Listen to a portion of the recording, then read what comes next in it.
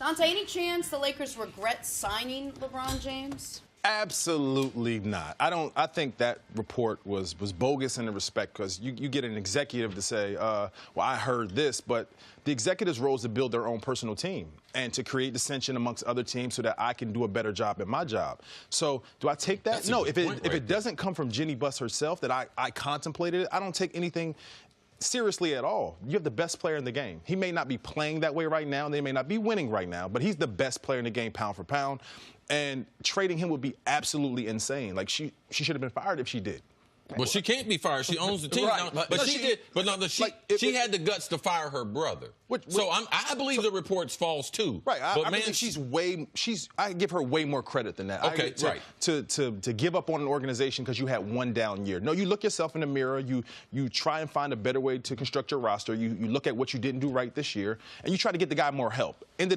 Period. Point blank. You don't just give up and trade him after 4 months. He's a talent that deserves way more time to figure this out. And listen, none of this makes sense as far as the Lakers actually considering trading LeBron. What it would do for their brand, what it would do, to be honest with you, to the NBA, of the standard bearer of the league being sent somewhere against his wishes when he went to the organization and he was very open to retire. Waived his no trade, gave that up. Yeah, and it gave them the long-term commitment. None of this makes sense, and standings-wise didn't make sense. Right. They were in the heart of a playoff battle up to the trade deadline. So, and if you read Rick Bucher's report, and Rick Bucher's got a stone to grind with LeBron, or an axe to grind, pardon me. But regardless, it was exactly what Dahntay said, that sources say Jeanie Buss contemplated. There's only one source that can tell you if someone was contemplating something, and that is the Jeanie Buss herself. And I don't think she told him this. Now, as far as has this season gone the way they wanted? Of course not.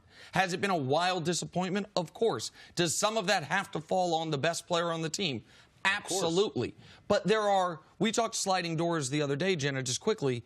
So many things here that if one of them doesn't happen, we're talking about the Lakers, it's going to be disappointing. They're going to get bounced in the first round by the Warriors, as opposed to they're going to miss the playoffs and wonder if they should have even gotten LeBron. This season just seems like such a disappointment from the time he got here, but it all started when he got injured, because everything was trending, like Nick said, in the right direction. Absolutely correct. When you look at it from up here and not from down here, is there something positive you can take from this team? I think you can look at the roster construction and know what he exactly needs. When you get into the business of LeBron James, it's a different type of athlete, different type of star. His leadership style is different, and what he brings to the table is different. So you're going to have to take some time to construct it, and we have to really look at it. It's the first time that Magic Johnson is running an organization and Rob Pelinka is running an organization. And it's the first time that Jeanie Buss has been at the head to make these type of decisions, to make pivotal decisions to win a championship. But even if we unpack it, let's look at it if you traded LeBron James. Look at the stigma on your organization going into free agency. The Clippers have to handle themselves delicately right now because of what they did to Blake. They sold Blake on a dream. They told him his jersey was going to be hung in the rafters. He was going to be there for the tenure of his career. And then they traded him because it was best for the organization. So if we're having discussions coming into free agency and you got guys coming in to say, oh, I'm thinking about being a Laker, they're going to say, well, would you do to me what you did to LeBron James? Because they wouldn't have a no-trade clause because they'd be coming from different teams. And you have less of a resume and less respect throughout the league than LeBron has. Exactly. Well, the other element, when you said team building, is it fair to say that the Lakers tried to get too many guys to play the role you played with the Cavs and LeBron? Tough guy, a guy you can be put into a big moment. And I understand that you had other talents to your game, but when you guys won the championship, you were there for who you were on and off the court. You were there as a leader, and you were there as a tough guy. Right. I think when you construct a team around him, you have to have some specialists. You have to know what you're going to expect on these guys on a nightly basis. And when you have youth, those guys are still just trying to develop their identity in basketball, what they're going to be counted on for. So you have a bunch of guys trying to fit the same role. You have 4 or 5 guys who are trying to bring energy or trying to score and trying to distribute and trying to be what he wants them to be. But when you go into playing with LeBron, you got to know what you bring nightly. And he has to know what you bring nightly. If they don't, it's confusion. It's some sort of basketball chaos, but then when you don't have veterans at the end of your bench, your team is not held accountable. he can't hold everybody accountable. He needs players to hold themselves accountable and hold the team accountable, and ultimately sometimes talk to him and look him in the face and say, you know what, you're not bringing it tonight. You need to give more. He needs to be motivated sometimes, and youth can't do that for him because they don't have the resume or don't know how to. You know LeBron, you've played with LeBron. How hard is this for him to be in a difficult situation, uncomfortable situation, and an unfamiliar situation? The playoffs are, going to start in a couple weeks, and his team's not going to be there. One thing I respect about LeBron is he always tries to challenge himself, and I think this was an opportunity for him to challenge himself and get more out of himself, and to put himself in some uncomfortable situation that helps him grow as a basketball player and be better and look at it a different light. He's in a position right now where he has to change and evolve, and he looks at it with optimism. He's looking at it with a different appeal of basketball right now, that he can get better and he can bring this team into a different level. So him challenging himself was awesome. I think as people, we need to grow on a continual basis, and I'm proud of him. LeBron needs an influx of another superstar. I remember playing those 4 years with Randy Moss.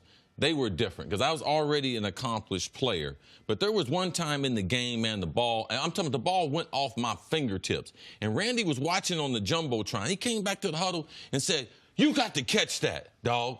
Right. And I wanted to get mad, and I was like... So we need that sometimes as basketball Man, players. He's right. And you're right about the point as far as having someone, because they have such respect because he's such a good athlete. And Randy was the only one who could really tell me that. So not having people there who could look at LeBron eye to eye and be able to say things like that, how much that would help him as far as moving forward. So speaking of that potential trade for Anthony Davis that we were mentioning, the one that didn't happen, the one that was part of the Lakers' demise this season, the one that now may never happen. According to reports, Dahntay, there is no chance New Orleans deals AD to L.A. So now let's dive into that a little more. Is it seemingly less likely a star pairs with LeBron next season, given everything that's happened, and now given the possibility of Anthony Davis not signing with the Lakers? By no means. I think you have 5 guys out there that can bring a difference to that organization and give them an opportunity to hunt for a championship. The 4Ks, I think those guys can. Kyrie number 1, KD number 2, Kawhi number 3,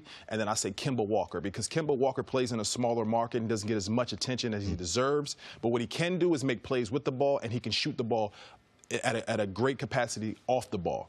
And I think he has the star power to play next to LeBron, and the humility and he wants to be looked in that light as a basketball player and as an all-star talent that we have in the league right now. So you mentioned Kemba as including him in that first tier. The Anthony Davis thing, I think, is ideal. Absolutely. And I think Anthony Davis, the age profile also fits perfectly because LeBron, I agree with you. I still think LeBron's the best player in the league. But I don't know how much longer he's going to be able to hold on to that title. And Anthony Davis is 8 years younger than LeBron. Absolutely. And so having a guy that can age into, if he's not the best player in the league, he's already a top 6 player in the league. Right.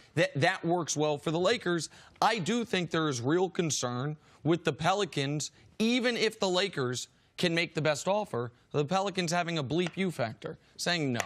You know what I mean? Like, we're not doing business with you because of how this all went down. Pelicans made it real interesting right now because now we look at New York, right? And if New York gets the number 1 pick, let's say they get the number 2 pick. Now you're looking at Kevin Knox, you're looking at Dennis Smith Jr., and that 1 or 2 pick. Right. They have an interesting package coming forth. But that 5th person, Jimmy Butler, he's the yin to LeBron James's yang. He is the different type of leadership that could work well with LeBron because, number 1, what Jimmy Butler would do is play hard on a nightly basis. He's going to defend. He's going to make big shots, and he holds his teammates accountable. The stuff that LeBron James doesn't do well. So I think that is a possibility. So you would include, because I think Jimmy Butler would be disappointing for the Lakers. You think it would fit well? I don't, because he guards, number 1, defensively. He would hold that team to a defensive standard that I don't think anybody else in that pack. Well, Kawhi, but he's not as outspoken as Jimmy, and Jimmy could lead that young group of talent on the defensive side and hold LeBron accountable. Out of all the players you mentioned, you threw Kawhi in there at the end. And because of your experience... In the middle. No, okay, I got you. But I'm just saying as far as the conversation you just threw him in, do you think, based on being familiar with LeBron and how styles make fights in boxing, that Kawhi's personality is maybe not the best fit with who LeBron is and being there with the Lakers? I just think his talent is just so amazing that he could make it work. He doesn't need the ball in his hands to be effective. He defends at a high level, and he can do a lot of things on the offensive side. You can put a roster around both of them for him not being outspoken, LeBron's leadership style, but you're going to have to just do it differently with Kawhi. But he has to be in that conversation because him and KD are the two biggest talents, but Kyrie has the established relationship. You know how that works. You know how effective they can be. So you have options out there in free agency. It's not just a one or two guy miss like Paul George last year. You can build a roster to be in the hunt for a championship. In your opinion, if you had to pick one of those guys that ends up with LeBron next year, who do you think it would be? I want to say Kyrie. Oh. Something about me wants to say that they can put it together again and bring the band back together again and try and do something out there in L.A. with the media attention out there in L.A., with just the ability to them to have a different type of relationship and and they have the track record. You can convince him because you know what, we did it one time. You were hurt for the first time. So I think we can get this thing done. Okay. Great little chapter to that soap opera. I like it, man. Thank you. Dahntay, thanks for joining us. I appreciate it, man. Really appreciate it. Thanks for watching. Subscribe here to get the latest from the show. Also, be sure to check out more of the best clips from First Things First, or go watch a few segments from our other shows on FS1.